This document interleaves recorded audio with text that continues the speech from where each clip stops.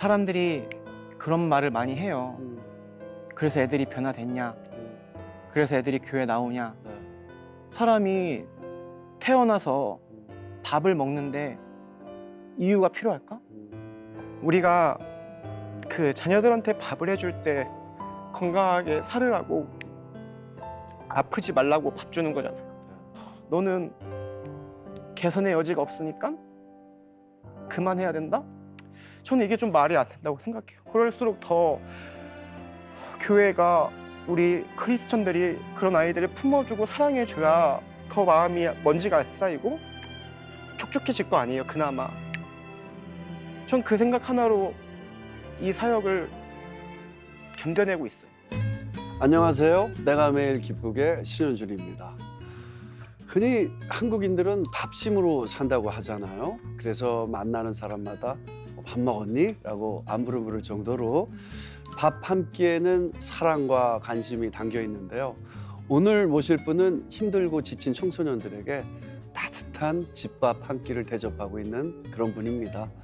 정류장 교회의 최현석 목사님이십니다. 어서 오십시오. 네. 안녕하세요. 저는 강원도 원주에서 정류장 교회와 석식당을 운영하며 다음 세대와 노인 세대에게 밥과 복음을 전하고 있는 최현석 목사입니다. 반갑습니다. 야, 목사님 진짜 너무 반갑습니다. 이렇게 내가 매일 기쁘게 나와주셔서 다시 한번 진심으로 감사드립니다. 감사합니다. 교회 이름이 굉장히 독특하네요. 교회가 버스 정류장 앞에 있어서 정류장 교회예요? 저희 교회 앞에 정류장이 있는 건 아니고, 네. 제가 신학교 다닐 때부터 언젠간 꼭 정류장 교회를 개척하고 싶다는 생각이 들었어요. 왜 하필 그- 이름이 정류장으로 이렇게 딱 박아놓고 시작을 하신 거예요? 그 정류장에 가면 집에 네. 가는 버스가 오잖아요. 네. 그래서 정류장 교회에 오면은 천국 집에 가는 구원 버스가 온다, 그런 의미도 있고, 네. 또 정류장에 있는 사람들은 목적지가 있어서 네. 정류장에 가는 거잖아요. 예. 그래서 좀 목적 없이 사는 사람들이 이 교회에 와서 인생의 목적을 찾았으면 좋겠다 싶어서 정류장 교회로 지었습니다. 와, 또 그렇게 내용을 알고 들으니까 정류장 교회 되게 의미 있고 따뜻한 교회네요. 그 사실 석식당은 아이들만 이용할 수 있는 것 같은데 밥값이 얼마예요? 요즘 밥값 1인당 한 8,000원 넘잖아요. 얼마예요? 저희가 처음에는 네. 무료로 아이들에게 밥을 제공했었거든요. 예. 그런데 그렇게 하다 보니까 사람들의 시선이 약간 저기는 불쌍한 아이들이 오는 곳이다, 또 저기는 어떤 복지시설이고 문제 있는 아이들이 가는 곳이다라는 그런 선입견들이 있으시더라고요. 네. 그래서 여기에 오는 아이들은 불쌍한 아이들이나 문제 아들이 아니라 네. 그냥 일반 청소년들이 오는 곳이다. 음. 그래서 우리는 시설이 아니고 진짜 식당이다. 네, 네. 이런 느낌을 주기 위해서 이제 아예 영업 신고하고 사업자 등록을 내고 1,000원이라는 가격에 네. 또 판매를 하고 있고, 그 다음에 제가 한번 아이들하고 그 노인분들이나 노숙인들 무료 급식소에 봉사활동을 하러 간 적이 있거든요. 네. 근데 거기서 얘네들이 그런 말을 하는 거예요. 아이들이 우리가 지금은 석식당에서 공짜 밥을 먹고 이제 나이가 들면 여기서 공짜 밥을 먹으면 되겠구나 하면서 자기네들끼리 장난치고 있더라고요. 네. 근데 그 말을 들으니까 좀 경각심이 생긴 게, 네. 한창 꿈을 꾸어야 될 아이들인데 내가 벌써부터 너무 무기력하게 살게 하는 건 아닐까. 네. 그래서 안 되겠다, 이제 무료 식당을 접고 돈 받고 당당하게 사 먹어라, 네. 이렇게 했고, 또 시설에서 주는 밥이 아니라 정말 전문 요리사들이, 전문 예. 선생님들이 네. 성심성의껏 차려서 너희들 대접하는 식당이다, 이 느낌을 주고 싶어서 네. 1,000원을 받고 있습니다. 잘 받으셨다고 생각해요. 네. 네, 뭐 큰 돈도 아니고 어떻게 하면 큰 돈일 수 있지만, 네. 네. 아이들 그 얘기가 어른의 입장에서 좀 놀랍네요. 나중에 네. 여기 와서 또 공짜로 밥 먹으면 되지, 이런 게. 진짜 목사님도 놀랐어요. 많은 생각이 네. 드셨던 장면일 것 같아요. 그래서 밥값을 받고 계신 것 같은데, 한국의 유명한 셰프 중에 또 최현석 셰프님 계시잖아요. 혹시 아이들을 위해서 직접 그러면 목사님께서 밥도 해주시고 소금도 이렇게 뿌려주시고 뭐 그러시는 건가요? 제가 이 석식당 사역을 시작한 게 2019년인데 네. 그때 당시 만났던 아이들이 집밥을 먹고 싶어 했었어가지고 그러면 내가 직접 요리를 해줘야 되겠다. 음. 근데 그때 한참 또 최연석 셰프님이 네. 인기를 많이 누리고 있었잖아요. 네. 그래서 제가 아이들에게 스스로 소개하기를 한국의 유명한 요리사 최연석 셰프가 있다면 나는 천국의 요리사다. 이제 내가 너희들에게 맛있는 밥을 네. 제공하겠다 해가지고 이제 호기롭게 시작을 했는데 멋지다. 천국의 요리사. 생각보다 음식 만드는 게 어렵더라고요. 그래서 자꾸 하다 보니까 점점 음식의 질이 뭐 컵라면, 네. 주먹밥, 냉동볶음밥 나중에는 얘네들이 너무 맛이 없다고 컴플레인을 하는 거예요. 네. 아 이게 너무 고민이 되었는데 예. 그때 마침 저희 처제가 네. 이제 간호사 퇴직하고 아이를 키우고 있었거든요. 네. 근데 제가 처제랑 같은 교회를 다녔었는데 예. 참 착하고 따뜻한 교회 누나였어요. 그래서 요리도 잘하고 네. 또 아이한테 하는 걸 보니까 음. 참 착하게 잘하더라고요. 아이한테 따뜻하게 네. 밥도 정말 정성스럽게 차려주고. 처제가요. 예. 처제가 그랬다면은 그때 사모님도 계셨다라는 거 아니에요? 네, 그럼 네. 사모님은 아니었어요? 저희 아내는 예. 요리를 싫어하고 예. 네, 이렇게 주방 들어가는 이렇게 걸 말씀하셔도 돼요? 전 내일이 없는 사람이기 때문에 그래서요? 네. 그래서 처제한테 네. 석식당의 주방장이 되어달라고 예. 제가 부탁을 했는데 정말 제가 생각했던 대로 어. 요리의 질도 달라지고 네. 또 이렇게 음식이라는 건 사람의 마음이 들어가는 거잖아요. 네. 요리사가 바뀌니까 아이들이 더 많이 오고 더 맛있어하고 그 밥에서 사랑을 느끼더라고요. 네. 그래서 제가 지금까지 살아오면서 제일 잘한 선택이 우리 처제를 우리 석식당의 주방장으로 고용한 거. 네. 그게 제일 잘한 선택인 것 같습니다. 그러면 결혼은요? 저요? 네. 저 결혼도 잘한 선택인데 첫째는 아니에요, 그게? 아, 결혼이 있었으니까 처제를 만난 거 아닐까요? 죄송합니다. 아내가 첫 번째 선택이고 두 번째가 처제 선택인 것 같습니다. 맞습니다. 이래야 또 살아남으시죠. 가정의 평화를 위해서. 네. 네. 자, 그러면 궁금한 게 이제 제대로 된 따뜻한 밥 한 끼를 먹고 나면 우리 아이들 반응은 어떤가요? 이 아이들이 석식당에 처음 들어올 때는 이렇게 눈에 힘을 딱 주고 네. 센 척하면서 들어오거든요. 말도 잘 안 하고 좀 어떻게 보면 예의 없게, 네. 어떻게 보면 퉁명스럽게 들어와서 밥을 먹고 네. 나가요. 음. 근데 제가 아이들 나갈 때 이제 문 앞에 서 있거든요. 네. 그러면서 이제 한 주 동안 또 잘 지내라, 다치지 마라, 음. 담배는 조금만 펴라, 또 뭐 사랑한다 네. 이런 말들을 하면은 그 얼굴에 힘을 딱 주고 있던 아이들 얼굴이 싹 풀리면서 네. 순한 양이 되더라고요. 아. 그러면서 제가 이렇게 포옹해주고 가면은 또 너무 좋아하고 네. 또 이따금씩 이제 메모지를 써요 아이들이. 그러면 읽어보면은 주로 엄마가 해준 밥보다 맛있어요 이런 말 하는 아이들도 있고 또 마음이 아팠던 거는 석식당에 와야지만 제대로 된 밥을 먹을 수 있다고 좀 가정박 청소년이 그렇게 말해준 적도 있거든요. 네. 근데 그럴 땐 또 마음도 아프고 또 아이들이 맛있게 먹어주면 너무 행복하고. 네. 네. 반응은 대체적으로 대한민국 최고의 맛집 손님들인 것 같습니다. 네. 천국의 요리사 아까 말씀하셨는데 이게 되게 좋네요. 천국의 요리사, 천국의 집. 천국의 요리사로서 아이들을 위한 식당 목회를 이제 하시기 전까지는 많은 시행착오가 있었다고 들었거든요. 하는 일마다 족족 실패하셨다고 들었습니다. 저희 아내의 작은 아버님께서 네. 중고 커피 머신을 이렇게 주셨어요. 네. 교회를 카페로 꾸며보라고. 네. 그럼 아이들이 올 거라고. 네. 그런데 저희 교회가 2층에 위치하고 있어서 여기다 카페를 하려면은 뭐 소방 설비며 여러 가지 공사들도 많이 필요하고 네. 제약들이 많더라고요. 네. 그래서 고민하다가 음. 작은 도서관을 운영하면은 네. 그 작은 도서관 운영을 위한 그 카페를 운영할 수가 있대요. 비영리 목적으로. 예. 그러면 작은 도서관을 하고 이제 카페를 해야겠다 해서 간판도 작은 도서관으로 해놓고 책도 여기저기에서 다 갖고 와서 네. 도서관으로 인테리어를 했거든요. 네. 1년 동안 제가 만나고 싶었던 위기 청소년이 한 명도 안 왔어요. 네. 오히려 동네에 공부 좀 한다는 아이들 한 3, 4명이 와서 공부하다가 집에 가고 작은 도서관이 이제 문을 닫고 어떻게 해야 또 애들을 데리고 올 수 있을까 하다가 이번에는 토스트 네. 기계를 샀어요. 이야. 파라솔이랑 저기 천막이랑 LPG 가스통이랑 네. 다 사가지고 이제 원주 지역의 한 실업계 학교 앞으로 갔죠. 네. 반응이 너무 좋았어요. 오. 그 학교 앞에 분식집도 없고 편의점도 없어서 네. 제가 딱 토스트를 구워주니까 아이들이 음. 저기까지 줄 서 있는 거예요. 예. 그리고 갑자기 버스가 오니까 아이들이 줄 서 있다가 우르르 버스 타러 가고 네. 그렇게 5회 만에 네. 또 못하게 됐어요.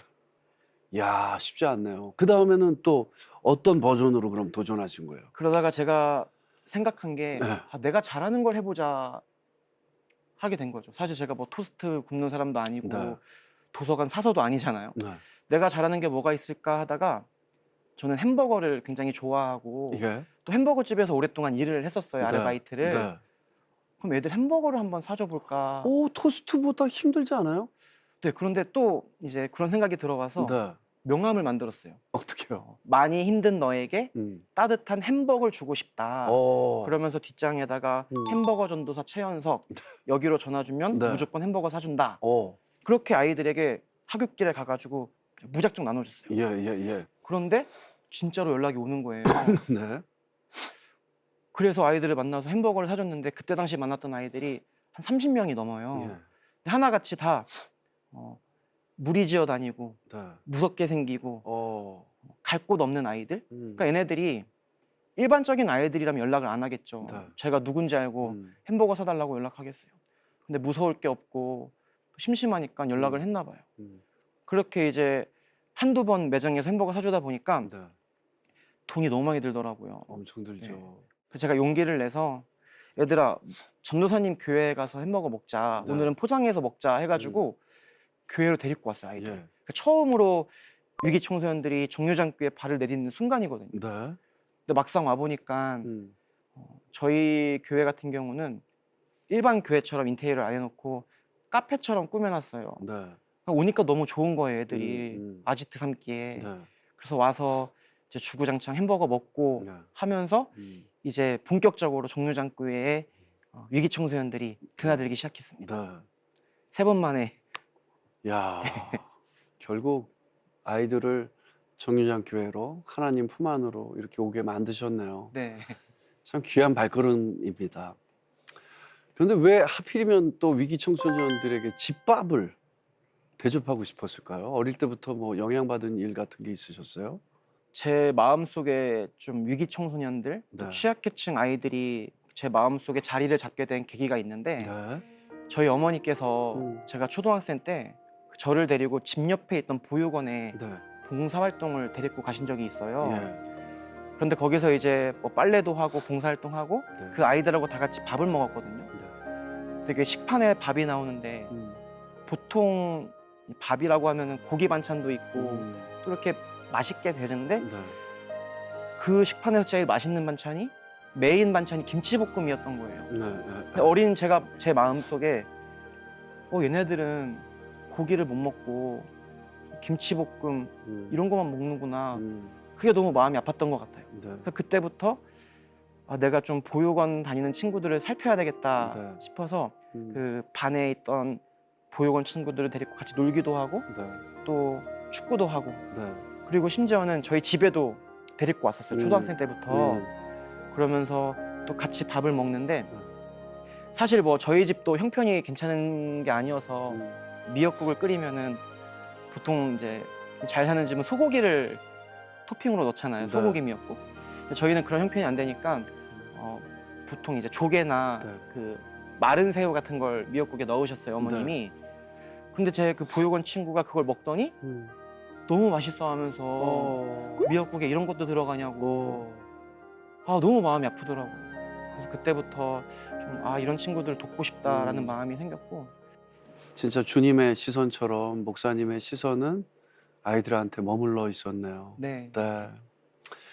아이들한테 이 단순히 밥만 대접하는 것이 아니라 또 범죄를 저지른 아이들의 보호자가 되어 주시는 거예요? 네, 가끔 이제 그 석식당에 네. 보호자가 안 계시거나 아니면 정상적인 보호자의 어떤 돌봄을 받지 못하는 아이들이 올 때가 있어요. 네. 그리고 그 아이들 중에 또 범죄를 저질러서 재판을 받게 되는 경우가 있거든요. 그럼 보통의 아이들은 이제 보호자가 같이 그 재판에 동행해서 판사님께 아이들 좀 잘 키우겠다고 선처 좀 네. 부탁드린다고 이렇게 하는데 보호자 없이 가는 아이들은 좀 너무 마음이 서러울 것 같더라고요. 그래서 제가 이제 보호자를 자처해서 이제 몇 번 재판을 동행한 적이 있는데 네.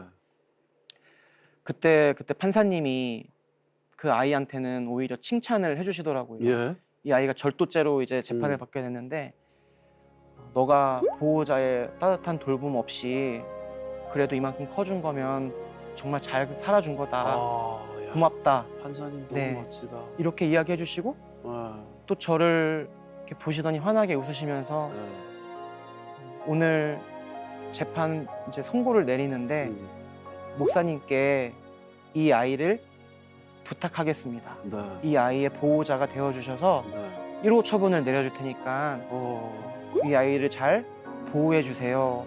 이렇게 저한테 부탁을 하시는데 네. 마치 모세가 떨기나무에서 그 하나님의 어떤 부탁을 받으셨던 것처럼 너가 백성들을 데리고 출애굽해라. 그렇게 저는 다가오더라고요. 그 판사님의 음성이 너가 이 아이를 보호해 주어라. 그래서 이제 재판을 따라갔고 또 한 번은 소년 재판하시는 판사님이랑 식사를 할 기회가 있었어요. 네. 근데 그 판사님께서 말씀하시기를 세상에 나쁜 아이들이 없다라는 거예요. 아이들이 이렇게 나빠서 범죄를 저지르는 게 아니라 나쁜 어른들을 만나서 범죄를 저지르는 게 대부분의 소년 범죄라고 그러시더라고요. 네. 물론 뭐 아이들의 범죄를 정당화하는 건 아니지만 제가 만나봐도 아이들이 나빠서 범죄를 저지르는 게 아니라 아픈 거였어요. 예. 세상에 나쁜 아이들이 있는 게 아니라 아픈 아이들이다. 네. 이렇게 느껴지더라고요. 맞는 표현인 것 네. 같습니다. 네. 이야기만 들어도 참 마음이 아프고요. 판사님 너무 현명하신 것 같아요. 네. 판사님도 어른의 입장에서 판사를 떠나서 어른의 입장에서 참 이렇게 좋은 말씀을 해주신 것 같습니다. 또 집으로 아이들을 데려가서 같이 동거를 하셨어요? 그 보통은 보호시설에서 보내는데 어떤 특별한 이유가 있으세요? 제가 아직 40년을 채 못 살았는데 네. 아주 순에 꼽히는 제 인생에서 가장 힘든 네. 네, 순간이었어요. 그때가 저희 석식당에 15살짜리 네. 여자아이가 밥을 먹으러 왔는데 네. 같이 왔던 친구가 이미 이제 석식당에 나오던 네. 19살짜리 남자아이였어요. 그 네. 남자아이가 이제 15살 여자아이를 자기 여자친구라고 소개하면서 데리고 온 거죠. 네. 근데 약간 행색이 중학교 2학년 여자아이처럼 다니지 않는 거예요. 네. 뭔가 어디가 좀 아파 보이고 네. 뭔가 사연이 있어 보이고 그래서 그 밥을 먹고 있는 아이에게 가서 물어봤죠. 네. 어떻게 여기를 오게 됐냐고. 그랬더니 이제 그 아이가 보호자는 안 계시고 아예 시설에서 지내다가 적응이 힘들어서 네. 그 시설을 탈출하고 네. 그 가출팸 집으로 들어가게 된 거예요. 근데 때마침 그 가출팸 아이들이 저희 식당에 나오던 친구들이어서 네. 이제 데리고 온 거죠. 아무리 생각해도 이 여자 정말 어린 아이잖아요. 네. 15살이면 이 아이를 19살짜리 남자들이 지내는 집에 돌려보낼 수가 이 성직자의 양심상 네. 허락되지 않더라고요. 그래서 그 아이를 설득해서 너 다시 시설로 돌아가라.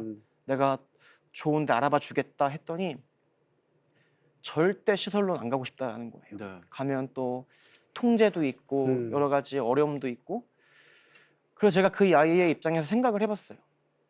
시설이 불편할 수도 있겠구나. 그렇다고 저 가출팸 아지트에 네. 이 꽃다운 아이를 보낼 순 없고 고민을 하고 있는데 아내가 선뜻 우리 집으로 데리고 오자고. 사모님도 대단하시네요. 네. 네. 그래서 아내랑 같이 이야기하고 또 담당 공무원분들하고 또 관계자분들하고 이렇게 이야기를 해서 저희 집에서 가정 위탁 보호를 하게 됐어요. 네.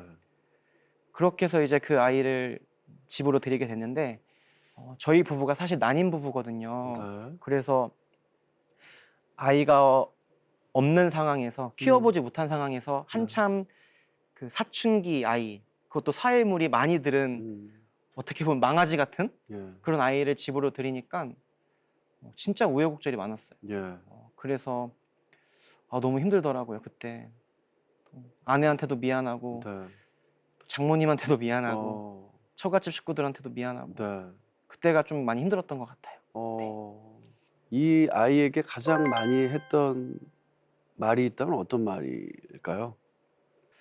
이 아이가 너무 일찍부터 부모님의 손길 아래서 크지 못하고 음, 또 여러 가지 성장 과정에서 학대와 방임도 경험하고 또 한참 예민하고 힘든 사춘기 시절에 시설에서 생판 모르는 사람들하고 지내다 보니까 너무 힘들더라고요. 네, 자해도 많이 하고 네, 온몸 여기저기에 스스로를 상처를 내고 네, 그런 걸 보면서 제가 그 아이한테 가장 많이 했던 말이 아프지 말라는 거였어요. 음, 너의 상황이 아프지만 그렇다고 너가 너를 아프게 하지 마. 그리고 포기하지 마. 포기하지 말라는 말도 많이 했었고 그 아이는 그럼 어떻게 됐나요? 저희 집에서 지내다가 이제 친한 언니 집으로 이사를 가게 되었어요. 네. 그래서 거기서 이제 지내다가 이제 계속 연락은 주고 받으면서 만나고 있는데 그 친구가 저희 결혼 기념일에 네. 아버지 어머니라고 하면서 꽃이랑 편지를 써왔거든요. 네, 네. 그러면서 너무 행복하면서 동시에 너무 미안했던 게 지금도 저는 그게 큰 상처예요. 내가 그 아이를 포기한 것 같고 내가 견뎌주지 못한 것 같고 내가 좀 더 버텨주었더라면 내가 기다려주었더라면 어땠을까 그런 아쉬움도 있고 제 안에 계속 미안함이 있습니다. 아닙니다, 목사님이. 바깥에 나가 있어도 목사님과 사모님의 사랑이 남아 있기에 그렇게 결혼 기념일 날도 연락하고 또 자기한테 맞는 선물도 할 수 있고 그렇다고 생각이 듭니다. 목사님 이렇게 지금까지 말씀을 들어보니까 전심을 다해서 사랑해 주시고 품어 주셨을 것 같아요. 네. 마음에 이렇게 상처 갖지 마세요, 목사님. 감사합니다. 최선을 다하셨을 겁니다. 네. 아이들을 만나보면은 이렇게 상처받은 아이들이 참 많잖아요. 네. 또 아이들이 했던 말 중에 그런 상처받는 아이들이 했던 말 중에 기억나는 말도 되게 많을 것 같아요. 좀 사고 쳐서 이 세상에 태어난 아이였거든요. 네. 부모님이 사고 쳐서 네. 뜻하지 않은 임신을 해서 나온 아이인데 이혼을 하셨어요. 네. 그리고 아버지가 이제 그 아이를 할머니 할아버지한테 맡기고 타지로 가시면서 술만 잔뜩 취하시면 네. 이 아이한테 너 때문에 내 인생 망가졌다. 너가 태어나서 우리가 이혼했다. 해서는 안 될 네. 얘기들인데. 그러니까 얘가 힘들고 어려우면은 목사님 제가 태어나지 말았어야 됐는데 아, 저 때문에 부모님이 이혼하시고 저 때문에 할아버지 할머니가 고생하시고 그러니까 그 친구도 굉장히 씩씩하고 네. 또 눈도 찢어지고 음. 어떻게 보면 무섭게 생긴 아이거든요. 네. 처음 길거리에서 만났을 때 사실 무서웠어요 그 아이가. 근데 갑자기 어느 날 전화가 밤에 전화해서 1시간 내내 펑펑 울면서 네. 힘들다고 자기 너무 죽고 싶다고 그러는 네. 거예요. 네. 그때 너무 마음이 아프더라고요. 제가 태어나지 말았어야 됐는데 저 때문에 어. 부모님이 이혼하시고 저 때문에 할아버지 할머니가 고생하고 계시다. 이 말 듣고 또 너무 슬펐고 그 아까 저희 집에서 지냈던 그 여자아이가 네. 하루는 밤에 술을 잔뜩 먹고 저한테 전화해서 울면서 목사님 저 밉죠. 네. 목사님 저 그냥 포기하세요. 음. 목사님 저 때문에 많이 힘드시죠? 술김에 그렇게 이야기를 하는데 그때도 좀 너무 슬펐어요. 얘가 자기를 포기하라는 말에 사실 그 아이가 할 수 있는 말은 아니잖아요. 어떻게든 나 옷 사주세요. 나 뭐 사주세요. 네. 나 뭐 해주세요 할 나이에 저 그냥 포기하세요 하는 말이 얼마나 많은 삶을 살지 못했지만 네. 그 기간 동안에 얼마나 많은 포기를 당했으면 그런 말을 할까. 그 말에 너무 가슴이 아프기도 했고 부모조차 감당하기 어려운 위기 청소년을 품는다는 게 말처럼 쉽지 않은 거 뭐 여러분들도 다 아실 겁니다. 그러면 목사님 혹시 어렸을 때 좀 방황하시거나 그러셨어요? 저희 아버지가 작은 통신 사업을 하시다가 네. IMF 때 부도를 맞으셨어요. 그래서 빚을 많이 지게 되면서 네. 그때 제가 초등학생 1학년이었는데 예. 집에 무섭게 생긴 아저씨들이 수시로 와서 저희 아버지한테 언성을 높이시고 네. 또 빨간 딱지 붙이고 가고 어. 불우한 집안 분위기, 좀 어둡고 불안한 분위기 속에서 사춘기를 맞으니까 아빠 엄마한테는 힘든 내색은 못 하겠고 음. 그래서 제가 담배를 중학교 2학년 때부터 피기 시작했어요. 네. 담배도 펴보고 또 술 마시는 친구들하고 어울려서 술도 마시고 하면서 참 그때 위안이 되더라고요. 네. 그러니까 이게 불안한 마음이 어. 담배 연기가 들어오니까 따뜻해지면서 네. 이렇게 차분해지고 네. 또 알코올이 들어가면서 기분도 좋아지고 네. 그렇게 중학교 2학년 때부터 술 담배를 하기 시작했고 그리고 또 한 번은 그때 쇼핑몰에서 어느 스포츠 매장 하는 할인 행사를 하는데 그래서 친구들하고 가가지고 인마이 포켓을 한 거죠. 물건도 훔치고. 네. 네. 그리고 나오는 길에 걸렸어요. 네. 제가 순수하다 그러잖아요. 그걸 좀 멀리 가서 꺼냈어야 됐는데 어. 그 나오자마자 꺼내가지고 와 좋다 했는데 음. 바로 걸렸어요. 영수증 보여달라고 하면서.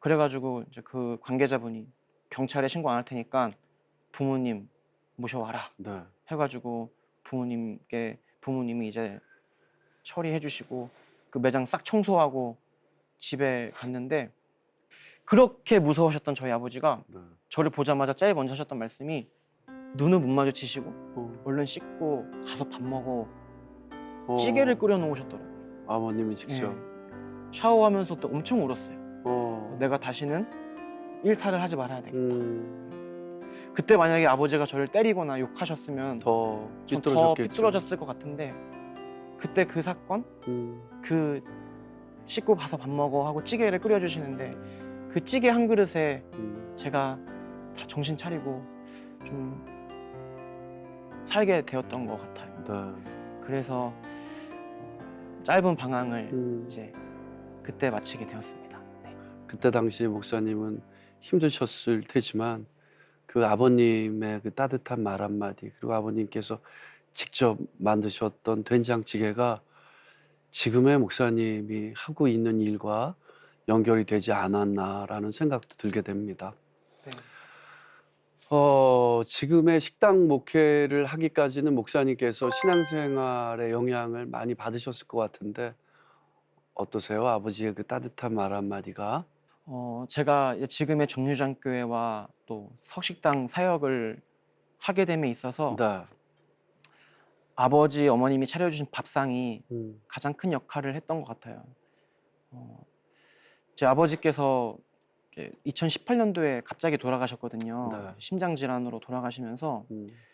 그때 이제 제가 장남이니까 채권자들을 만나서 음. 채무 조정을 할 일이 있었어요. 네. 근데 그때 한 채권자님을 만나서 이제 이야기를 하는데 이제 그분이 아버지 지인이셨거든요. 저한테 이런 말씀 하시는 거예요. 현석아, 너의 아버지가 왜 그렇게 빚을 졌는지 아니? 너 결혼할 때도 또 며느리 들어온다고 삼계탕 끓여주고 싶다고 삼겹살 구워주고 싶다고 몇십만 원씩 그렇게 빌려가시고 또 너네 밥 먹여야 된다고 또 빌려가시고 그런 돈이 쌓이고 쌓여서 그렇게 크게 된 거야. 그러니까 아버지 너무 원망하지 말라고. 생각해보니까 제가 먹어온 밥상을 보면 저희 집의 경제적 상황에 비춰봤을 때 그렇게 먹을 수 없는 밥상이더라고요.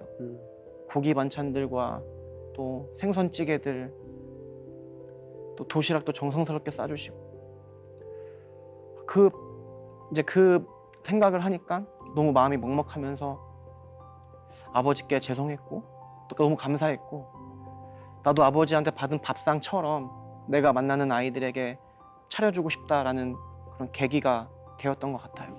그리고 또 한 번은 어느 복음 집회에 참석하게 됐는데 그때 목사님께서 요한복음 21장 말씀을 가지고 설교를 해주시는데 가서 내 양을 먹이라라는 말씀을 듣고 또 읽는데 한 번도 경험하지 못했던 그 울림? 뜨거운 울림이 네. 찾아오더라고요. 네.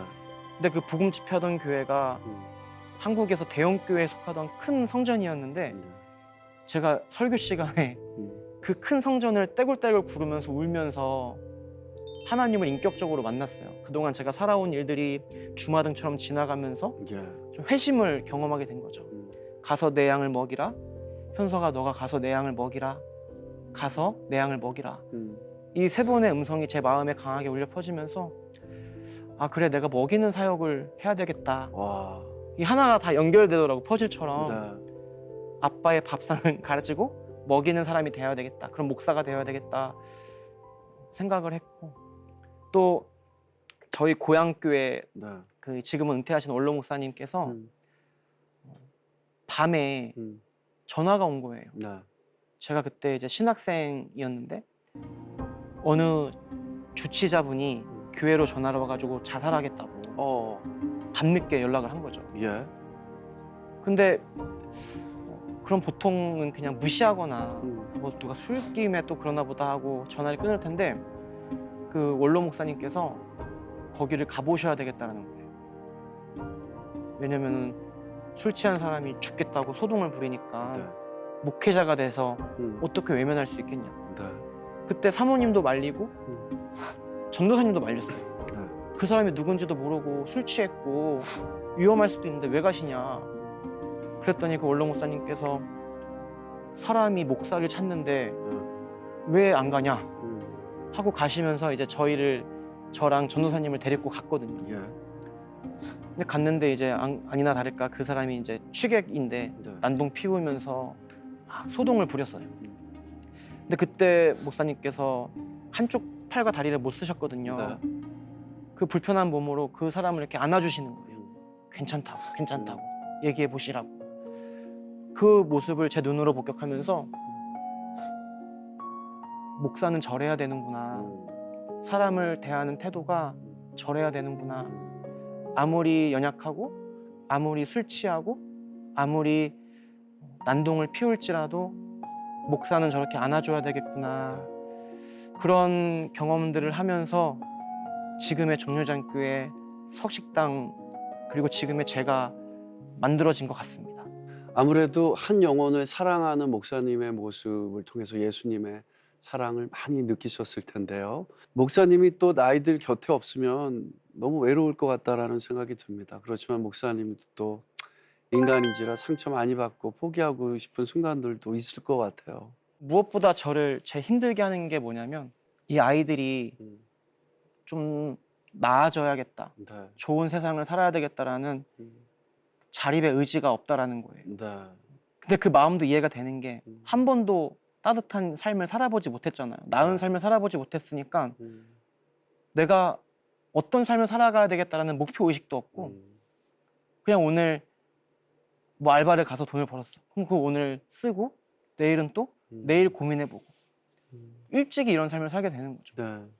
그러다 보니까 아무리 도움을 주려고 해도 본인이 의지가 있고 변해야 노력을 해야 네. 그게 이제 시너지 효과가 나면서 좋아질 텐데 너무 저 혼자만 애쓰고 있고 애는 약속 안 지키고 안 나타나고 잠수 타고 또 거짓말하고 그게 제일 힘들어요. 그래서 한 번은 제가 정신과에 상담을 받으러 간 적이 있어요. 잠을 잘 못 자겠고 네. 계속 스트레스가 돼가지고 그랬더니 그 정신과 의사님이 이런 말씀을 하시더라고요. 목사님 상황이 너무 고약하다고 변화될 의지가 있는 아이들을 변화시키는 것도 힘든 일인데 변할 의지가 없는 아이들을 데리고 변화시키려고 하니까 네. 얼마나 힘드시겠냐고 그러면서 저보고 목사님 꼭 그런 사역들을 해야 되나요? 이렇게 말씀하시더라고요. 그때 뭐 포기하고 싶은 순간도 물론 있었지만 그래도 내가 이 고슴도치 같은 아이들을 안아주지 않으면 품어주지 않으면 네. 정말 이 아이들의 세상에 온기가 없겠더라고요. 네. 그래서 차라리 내 마음을 더 강하게 훈련하고 더 펌핑을 해가지고 마음 펌핑을 해서 아이들의 가시가 박혀도 금방 뽑을 수 있는 아멘. 그런 성장을 하자라는 좀 결심을 하게 되었습니다. 아이들아, 아저씨가 보기에는 하나님이 너희들 너무 사랑해서 목사님을 보내주신 것 같아. 목사님 통해서 사람한테 상처받은 거 다 치유받고 또 하나님이 주시는 크신 사랑을 받았으면 좋겠어. 그러려면 하나님을 알아야 되거든. 그래서 목사님 통해서 너네들이 하나님을 알고 하나님의 따뜻함을 느꼈으면 좋겠어. 너네들을 사랑하기 때문에 목사님을 보내주신 거라고 생각해. 아유, 목사님 항상 상처인지 알면서도 늘 안아주셨던 예수님처럼 예수님의 십자가를 마음에 품고 계신 우리 목사님 위해서 저희 모두 또 기도하겠습니다. 감사합니다. 목사님 이렇게 같이 신앙생활 하는 입장에서 목사님 리스펙입니다. 리스펙. 감사합니다. 멋지십니다. 여전히 동네 분들의 시선이 좋지 않다고 또 들었는데 뭔가 큰 결과물이 있거나 눈에 보이는 열매가 있는 것도 아닌데 왜 계속 힘들게 아이들에게 밥을 먹이고 계시는 걸까요? 사람들이 그런 말을 많이 해요. 음, 그래서 애들이 변화됐냐? 음, 그래서 애들이 교회 나오냐? 네, 열매가 있냐? 저는 없다고 얘기해요. 네, 그러면은 그걸 왜 하고 있냐? 다른 거 해라. 저는 사실 그 말 들을 때가 너무 마음이 무너지고 너무 속상해요. 사람이 태어나서 밥을 먹는데 이유가 필요할까? 결과물이 있어야 될까? 저는 사실 저희 아이들이 뭐가 안 돼도 좋아요. 교회 안 다녀도 좋고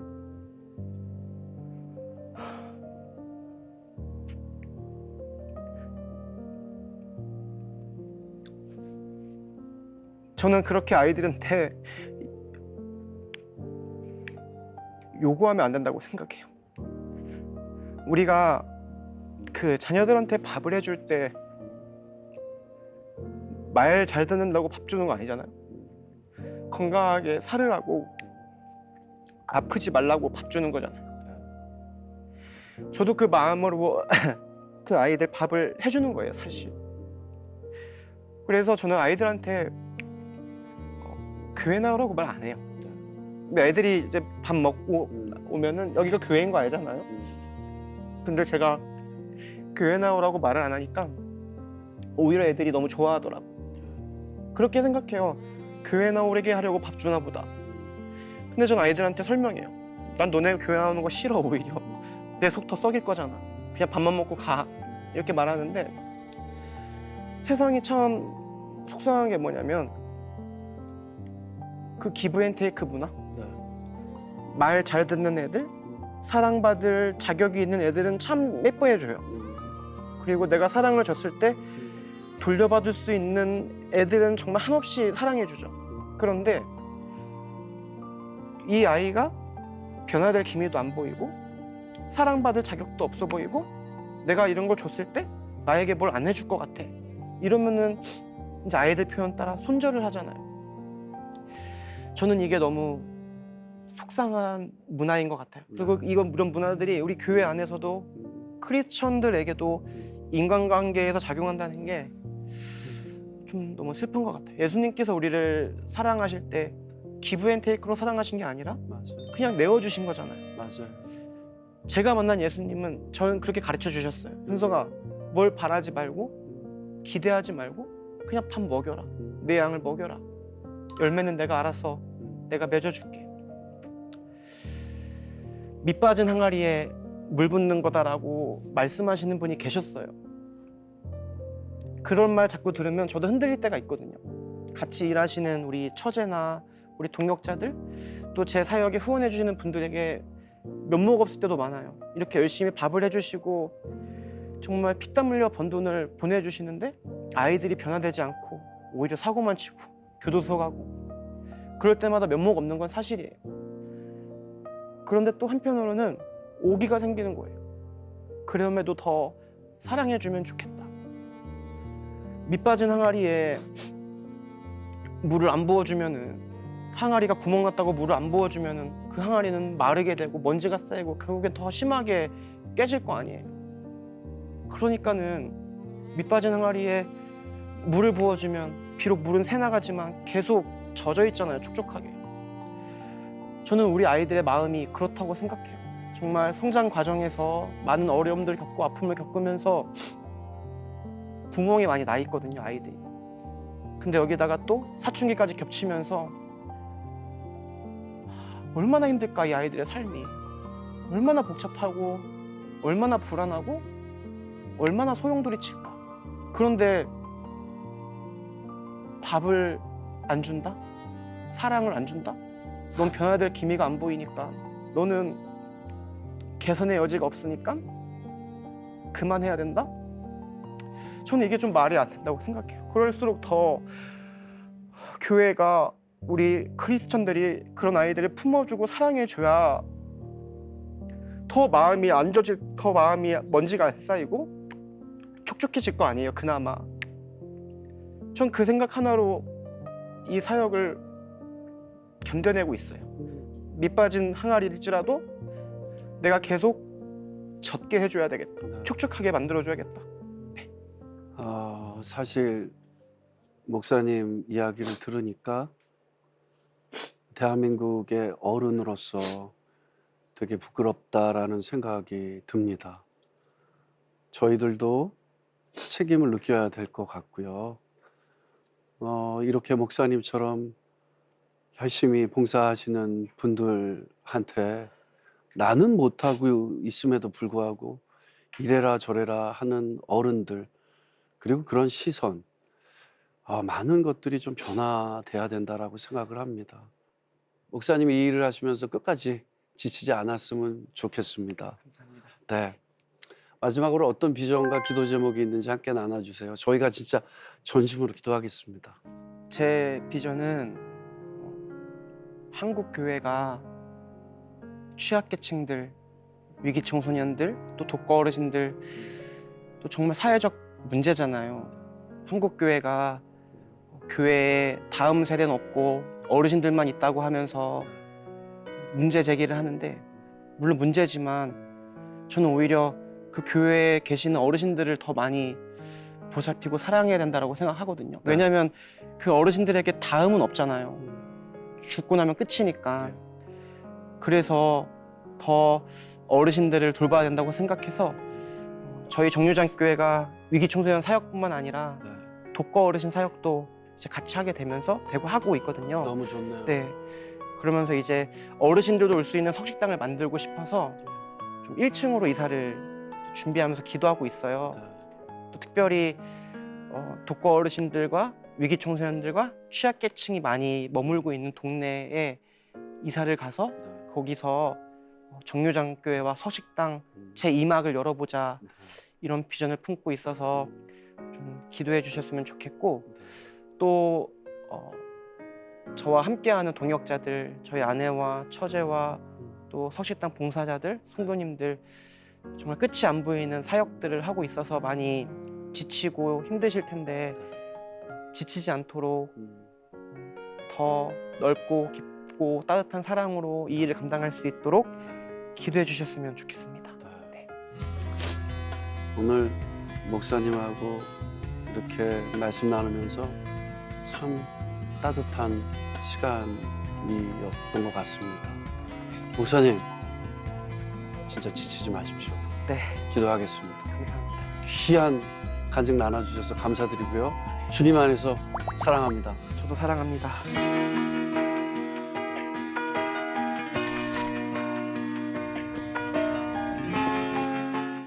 이 프로그램은 여러분의 미디어 선교 후원으로 제작되었습니다. 선교는 사명, 후원은 동역. 당신도 복음을 전할 수 있습니다. 선교 후원 02-6333-1003번.